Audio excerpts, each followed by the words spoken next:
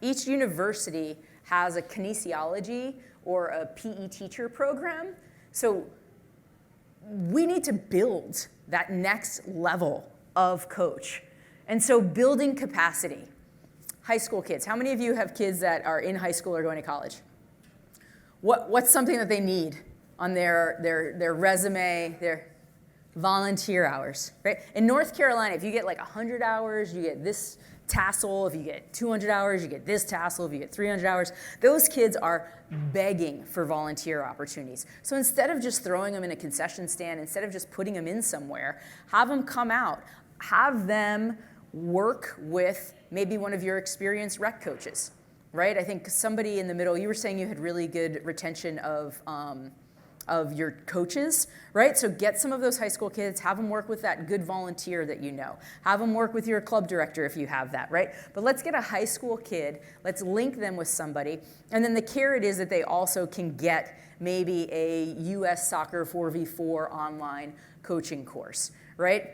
It's a certificate they can put on their college resume. It's volunteer hours. Some of our kids write about their volunteering for their college essay. And so high school kids are an untapped resource. Yes, there are high school kids that are knuckleheads.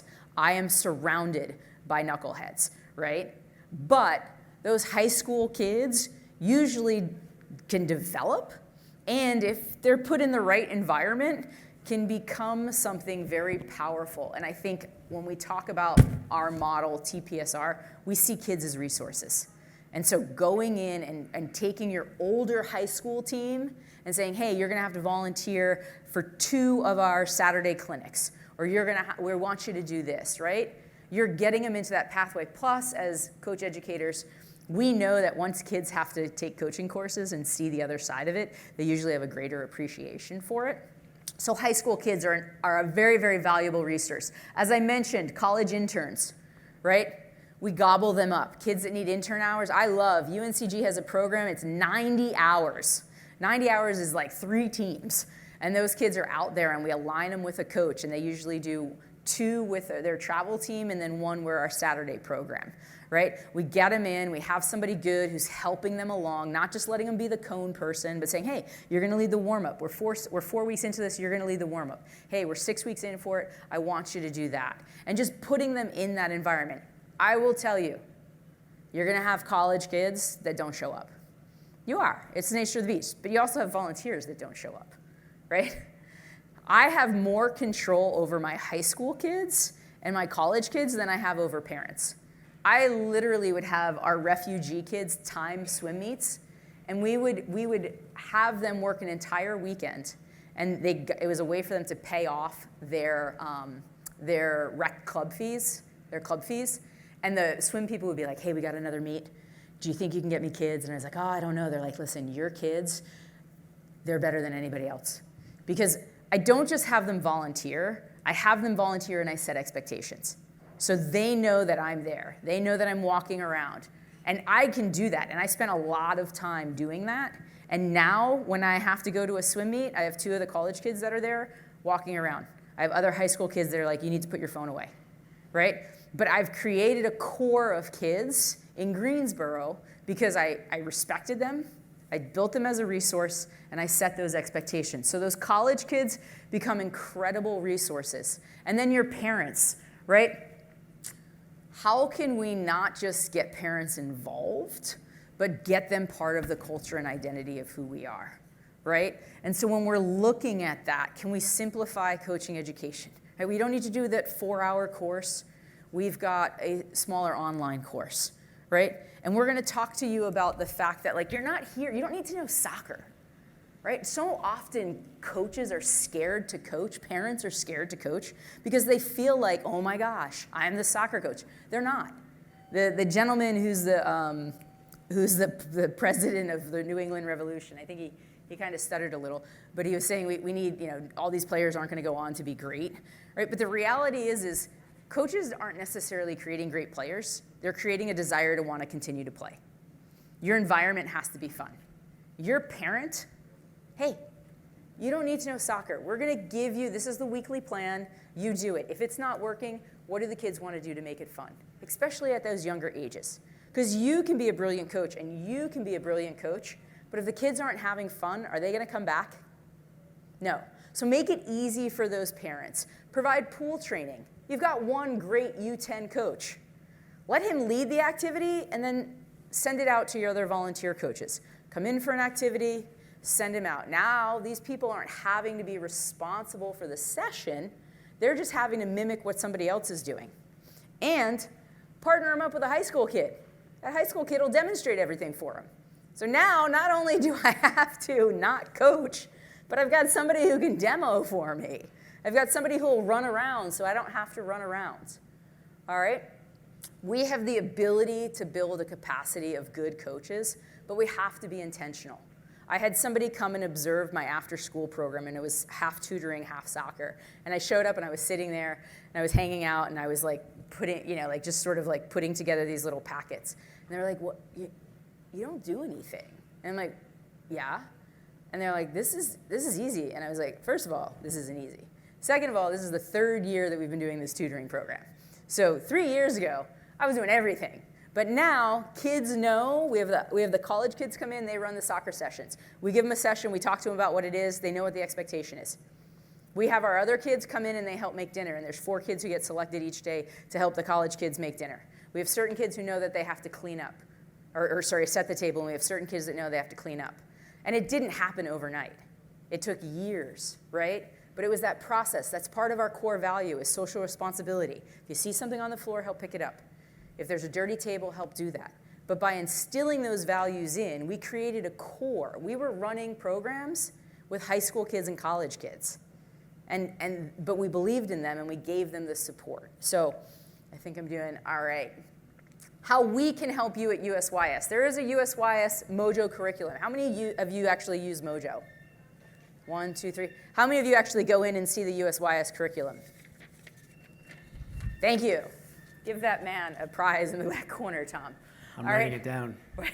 So the USYS curriculum, it is literally U6 through U14. It's 10 sessions. The first session says, this is your first session. Most important thing for you to do is start to learn kids' names.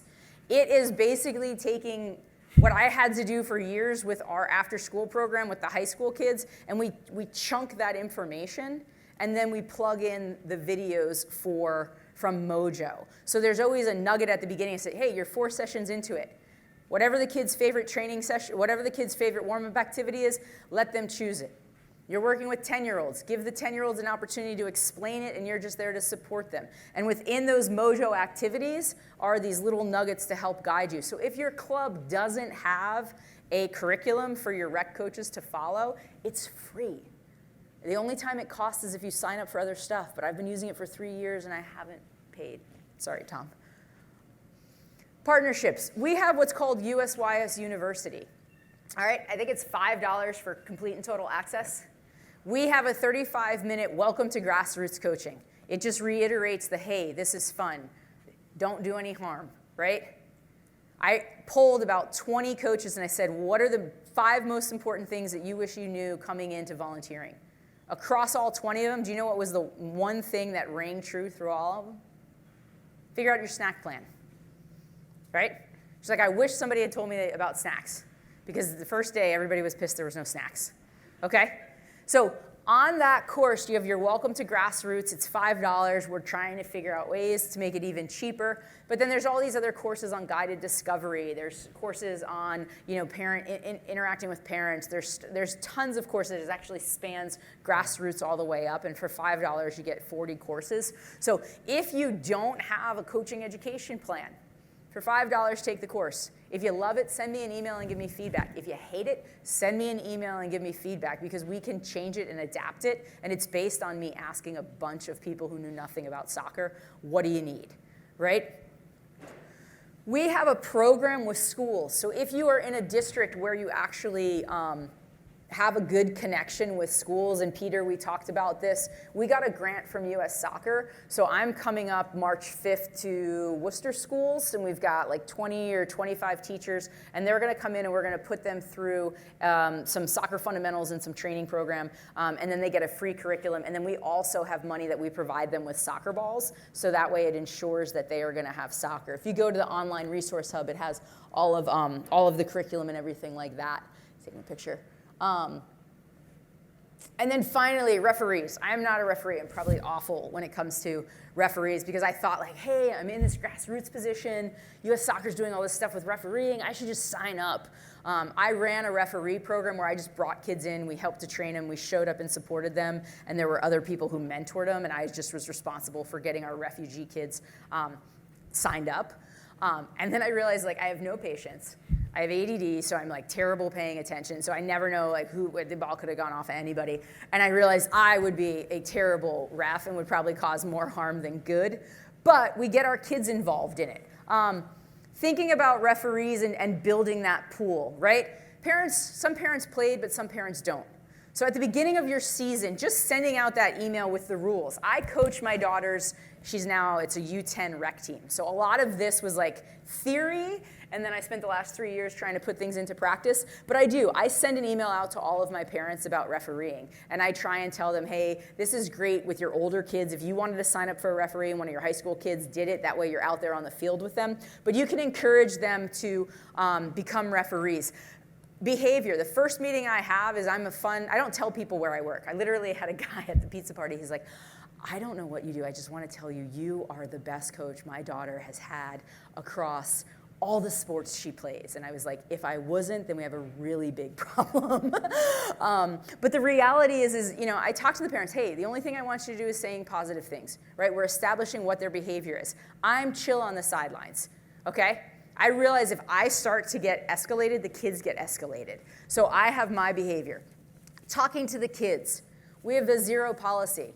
I've sent my daughter off to the side because she stomped her feet, and I was like, I can't have you stomping your feet off the field, right? Like, you just need to sit down now, right? And that's my own daughter, but there's an expectation. So can we set those participant expectations? Finding the right assigner. Do you have a local assigner, or is it like, will they have multiple clubs, or is it just one per club? You have one in your league? Yeah. Leagues? So every assigner is different. I'm learning every state is different with that, but every assigner is different. What are your needs? And this is coming from our referee director, right? What do you need? I've had really difficult conversations with our ref assigner because I have kids who English is a second language, their rides have issues, and so they need help. They can pass the course and you can put them out there, but if you're not having somebody who's giving them some feedback and helping them, they don't know the stuff like how to start a game per se. Right? And so we talk to the referee assigner about, hey, you've got to have at least one weekend where you're going to have somebody out there to really help these kids through. And that's part of it. It's the expectation. There's some referees that just fill in numbers in a game and here you go. But we need more than that in our community. So create that expectation. Make sure communication. We have a ref guy who everybody loves, and we've verbally fought, because we get our kids signed up, and then he communicates on a Friday night that the kids are supposed to be there Saturday. And I said, my kids, one, have limited email access. They have limited phone access. You can't get mad at a kid if you emailed them at 10 o'clock on a Friday to be at a game on Saturday, especially when you told me you assign a week out. So I've told all of our kids that if they haven't heard from you by Wednesday, they can plan their weekend. So they know, my kids knew the expectation, they're following my expectation, and now my assigner's not doing a good job of communicating. Right? And then just creating that right environment for the referee, right? And it sounds silly, but there are crazy parents. There are crazy coaches. Do you have a safe space for your referees to go, hey, here's where they can go, there's some water there, there's some snacks, right? When you're having tournaments or when you're having a game day, can you have just 4 spaces for the referee out there, right? Just make their life a little bit easier. And I said support staff, but supportive staff, right? Nobody wants to referee. You guys do. But for the most part, who wants to go out there in the heat and just get lambasted by people who don't necessarily know what they're talking about sometimes? So can we make it a little bit better for them to be out there? Just as we have a Welcome to Grassroots Soccer, there will be a referee playbook that's coming out this year. There'll be more details, and it's going to have kind of a click through everything. If you go to our USYS website, you'll find a lot of that information. You'll find USYSU. You'll find all of our contacts, and then Tom is going to hit the highlights, because I think it went a little bit over. Oh, we're good. Oh, we're good. No, thank you, Sari. So we wanted to put this last. Don't forget about the parents. And we're going to come back to this question, but I think it's really important that you as a club, no matter the size, should have a club-wide parent engagement plan, because if we want to put the game in a healthy perspective, we have to bring the parents in. I don't think there's any question about that. And I think it goes back to communication and just making sure that everybody is singing from the same hymn book and we're on the same page. So why a plan? A plan helps in a number of different ways, because parents truly want to know what's going on for the benefit of their son or daughter. So first and foremost, you need to be transparent. I think if you're transparent, that creates trust. Trust is your most important currency. So we have to be transparent with the parents, and we have to show them everything that we're doing both on and off the field. The player development process. This is more of a technical piece, but making sure that they have a copy of your player development plan at your club. Super important, again, making sure that they are included in that. And then lastly, for me, the parents, if we want to maximize our players' potential, the parents have to be involved, because they are obviously much more active and have much more touch points with their children than the coach or the administrator.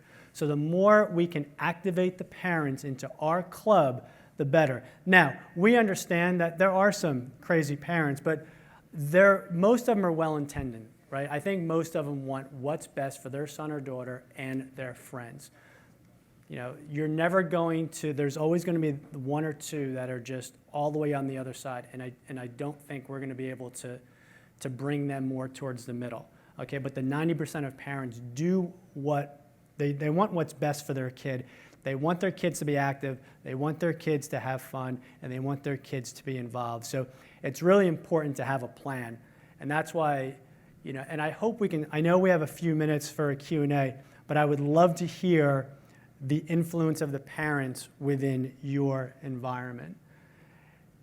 And then going through everything that Sari and I just talked about, what would be your 1-minute elevator pitch? What would you do? How would you sell your club to a prospective parent who's looking for a club or organization for your son or daughter to go to?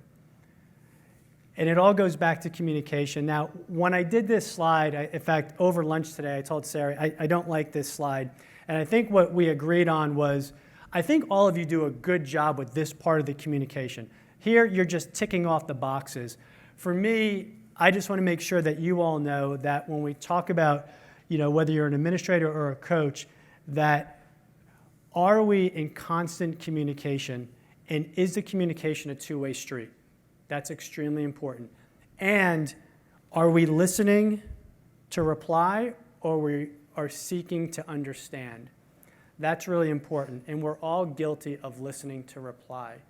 But when that parent or whomever, your member, is in front, are they at your 100% focus? That's extremely important to me when we talk about communication. So again, are we seeking to understand and not seeking to reply?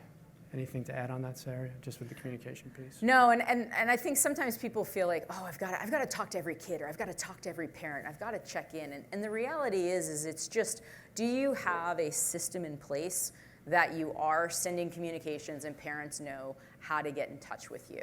And I think sometimes it's not like you have to go over the top, you just have to have that consistency and understanding. Does anybody have any questions in terms of, I would say, what we talked about in terms of culture and identity, but also resources that we have and are putting into place to try and help and assist the clubs? I'll make one addition. Sari did a nice job talking about the university that we're putting together. We do have over 30 courses.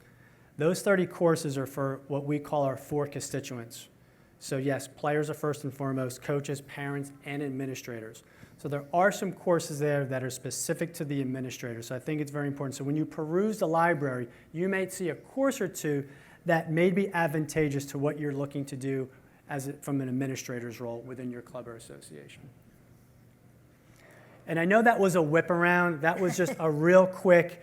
Those are the 5 or 6 subjects, and I know we're getting tight on time. I see Thomas walking up here, but I guess if I could engage the audience, the 2-minute think, pair, share that we did we hit on some of yours? Is there something that we missed? Is there something that, hey, Tom and Sari, have you thought about this? Because we're always learning as well, so that's why I was taking notes too in the background while Sari was talking and just looking at the mannerisms of what you all, how you were engaging with Sari. So questions, comments, concerns, anything that we missed? I know it's 5 o'clock. The last thing, he knows I like to talk, right? I always like to end on this, right? Some of you are saying that you wish you could get out, but you can't, right? You're the backbone of soccer, right? That's gonna drive us all crazy. ADD, squirrel. Is that our tune? But the reality is you are, right? You running your club in your community is really what grows soccer. And I appreciate that everyone is doing that. And what I would say is don't feel like you have to fight the fight alone. I worked for an organization. We tried to do a ton of things. I was kind of on an island, and I honestly turned towards the kids in the community, the college kids in the community, and other people outside of my soccer organization to try and build those connections and those relationships, right? And the idea was like, hey, like we really want to do this, but we can't do this for the whole summer. So like, okay, let's partner with this group, and we can run a camp, and it'll have soccer once a week, but it doesn't have to be 5 weeks of a soccer camp where I'm having to figure out transportation, food, insurance, yada, yada, yada, right? Like, I want to do a program, but I don't have enough volunteers. Well, can I get some of these high school kids, teach them how to run sessions? I can float around so there can be multiple groups going. They don't have to be the best, but can we look to these kids? And so it does work. And there are kids that, I have a kid who's in jail, and he's going to be in jail for, I think, 14 more years. And I probably think about him as much, if not more, than the other kids that are successful and are in college and are starting jobs and families. But if you invest in the kids, if you invest in the community, and if you use them to help, you're going to have kids that, I have a kid who crashed into Southern Regionals. He was my volunteer. He crashed a cart into the referee tent at Southern Regionals. And then he hopped off and he was like, oh man, and was laughing. And I'm like, what? And we kicked him out of Southern Regionals. You know what he's gonna be graduating from in March? The police academy, which could say more about it. But once again, he was a bit of a knucklehead in high school, but he got into college, and he got a scholarship because of all the volunteering he did. And yeah, did I have to talk to him about writing essays? And hey man, if you can't write a 10-page paper as a senior in college, you got a lot bigger problems in your life. Like this, you've got 4 weeks, 10 pages, you should be popping off like this, right? But we stick with them, right? And we bring them along. And instead of saying they suck and we move on, or they're bad and we move on, we invest that time. And so I would say I appreciate your investment in your community, and I would say don't always feel like you can do it by yourself. Can you bring people into the fold and get the support? And we at USYS are trying to create resources to help support, and we know Mass is pretty much one of the best states in our 54 states in terms of resources and coaching, education support, and other support. So you're already in a great place, but if we can help, we want to. We'll stay to the very end. Here's our email address if you have anything, and I'll make sure that this PowerPoint, which we've already uploaded to Mass Youth Soccer's document folder, so I'm hoping the PowerPoint can be shared with you as well, and thank you for taking pictures of it. Thomas, anything else? Well, Sari and Tom, thank you very much. I think I was right when I introduced you as experts. A lot of great ideas, and what I've absolutely loved is your passion about this topic. So I got a lot out of it. So if that's your last session for today and you're making your way home, have a safe trip back home. And I guess we'll see you all back on the pitch come March, April. All right, thank you very much for coming. Enjoy.